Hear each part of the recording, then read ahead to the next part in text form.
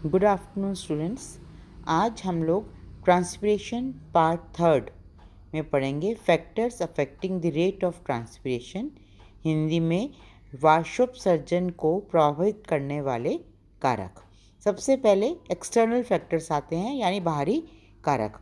बाहरी कारक में सबसे पहले आता है प्रकाश यानी लाइट।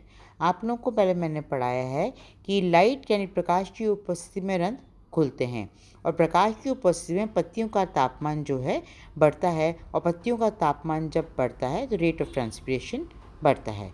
नेक्स्ट जो है फैक्टर टेम्परेचर। टेम्परेचर जो रेट ऑफ ट्रांसपिरेशन है वो डायरेक्टली प्रोपोर्शनल है टेम्परेचर के। जैसे जैसे तापमान बढ़ता है अपेक्षित आर्द्रता यानी रिलेटिव ह्यूमिडिटी जो है वो कम हो जाती है और जब रिलेटिव ह्यूमिडिटी जो है कम हो जाती है रेट ऑफ ट्रांसपिरेशन बढ़ता है यानी टेम्परेचर जो है डायरेक्टली प्रोपोर्शनल है रेट ऑफ ट्रांसपिरेशन। नेक्स्ट जो है एटमॉस्फेरिक ह्यूमिडिटी यानी वायुमंडलीय आर्द्रता। ट्रांसपिरेशन रेट डायरेक्टली वायुमंडल की अपेक्षित आर्द्रता पर निर्भर करती है। पत्ती की आंतरिक ऊतकों में वायु वाटर वेपर से सैचुरेटेड अवस्था में होती है जबकि वायुमंडल में यह अनसैचुरेटेड अवस्था में होती है। पत्ती के अंदर और बाहरी वातावरण में ये वाटर वेपर का डिफरेंस कहलाता है water vapour pressure deficit.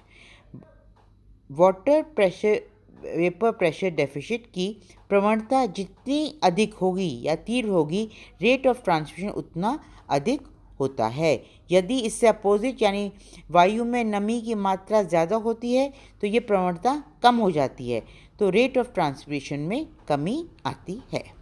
Next है विंड यानी वायु।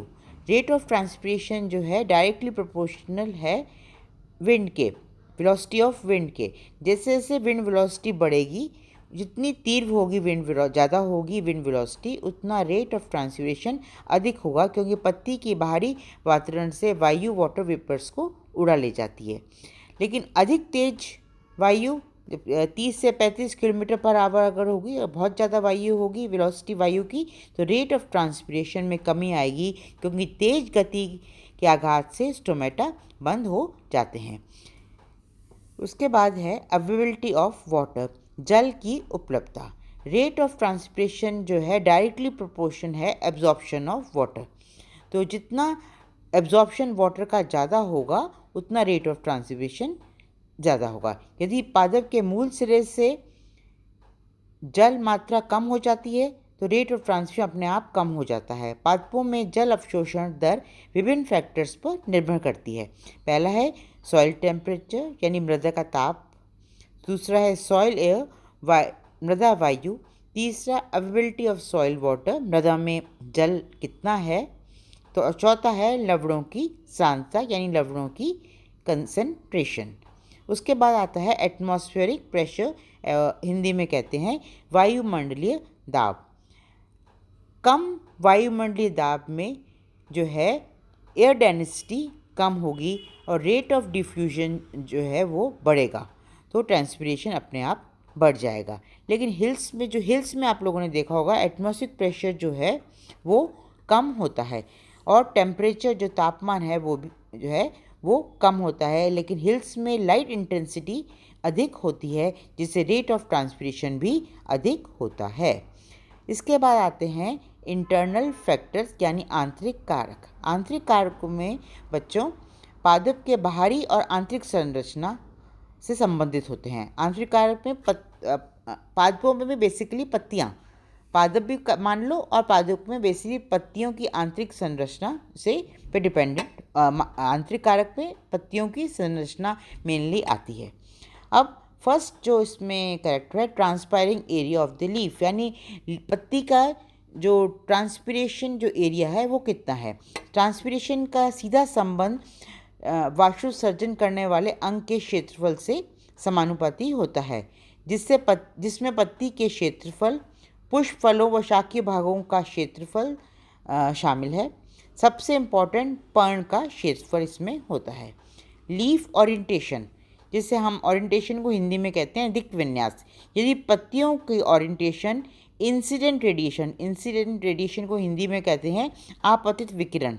यदि पत्तियों का ओरिएंटेशन इंसिडेंट रेडिएशन के लंबवत हो यानी परपेंडिकुलर हो तो रेट ऑफ ट्रांसपिरेशन अधिक होगा, और जब पत्तियों का ओरिएंटेशन इंसिडेंट रेडिएशन के समकोण में होगा तो पत्ती का टेम्परेचर कम होगा, तो रेट ऑफ ट्रांसपिरेशन जो है कम हो जाएगा, मतलब ट्रांसपिरेशन की दर कम हो जाएगी। इसके बाद आता है रूट एंड शूट रेशो, मूल प्ररोह अनुपात। रेट ऑफ ट्रांसपिरेशन कम होगा यदि रूट और शूट रेशो कम होगा, और रेट ऑफ ट्रांसपिरेशन बढ़ेगा जब रूट और शूट रेशो जो है वो ज़्यादा होगा। इसके बाद यह लीफ स्ट्रक्चर, सबसे इम्पॉर्टेंट जो है लीफ संरचना, यानी पत्ती की संरचनाएं कैसी हैं उस पर भी ट्रांसपिरेशन की दर जो है निर्भर करती है। कुछ इम्पॉर्टेंट फैक्टर्स हैं, जैसे पहला है लीव्स का कांटों में रूपांतरण। तो रेट ऑफ ट्रांसपिरेशन को कम करने के लिए बहुत से पादप ऐसे हैं जिनकी पत्तियां जो हैं कांटों में परिवर्तित हो जाती हैं। दूसरा है लीव्स का साइज़ का छोटा होना, या लीव्स का साइज़ नुकीले पतली सुई जैसी संरचनाओं में, निडल जैसी संरचनाओं में पत्तियों का बदल जाना, जैसे आपने पढ़ा है इसमें आपके पेपर में है पाइनस में पत्तियां जो हैं वो निडल लाइक हो जाती हैं। तीसरा कैरेक्टर है लीव्स का फोल्ड होना या अनफोल्ड होना। तो कितने पादप ऐसे होते हैं कि रेट ऑफ ट्रांसपिरेशन को कम करने के लिए उनकी पत्तियां जो हैं फोल्ड हो जाती हैं या अनफोल्ड हो जाती हैं। क्यों होती हैं? ताकि ट्रांसपिरेशन रेट कम हो सके। और इससे क्या होता है, फोल्ड होने से या अनफोल्ड होने से जो उनकी जो सरफेस है वो जो है ट्रांसपायरिंग सरफेस है वो कम हो जाएगी, तो नेचुरली रेट ऑफ ट्रांसपिरेशन कम होगा।